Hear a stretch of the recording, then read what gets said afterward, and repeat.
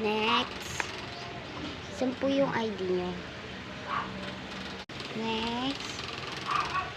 Ay, ito po. Ay, ito po. Ayan.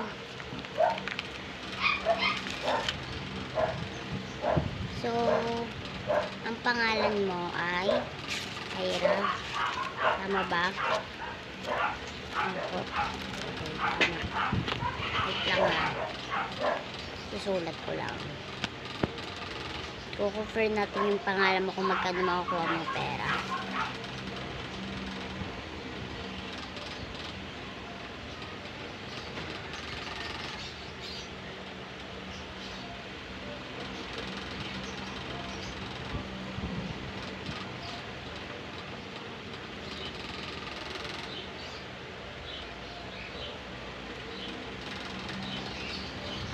Ay, madam, ito lang po, oh. Ayan lang po yung lumabas. Ay, madam, ito lang po yung lumabas. Ayan po. Ay, ito lang. Ay, ito lang. Yan lang po kasi. So, wala po tayong magagawa. Ito po, kuhain nyo na po. Baka kailangan nyo. Baka kasi po, kailangan nyo. Wait lang ha. Ready ko lang.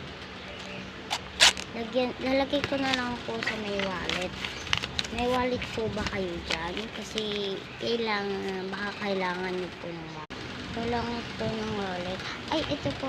May sakto po, may dala po ko wallet dito. Ito na lang po, maliit na po. Baka kasya po. Ay, ito lang wallet mo. Okay na yan. Kakasya naman to sa may 150, diba? Kakasya po. Ako nang bahal, pagkakasya na lang natin. Wow, ganda ha. Okay.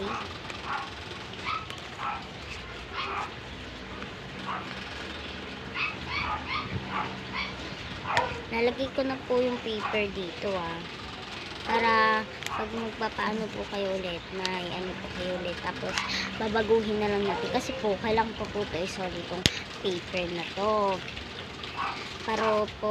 Para pag-hingin na lang po kayo ulit ng pangalan. Ito na po. Ay, yung ID niyo po pala.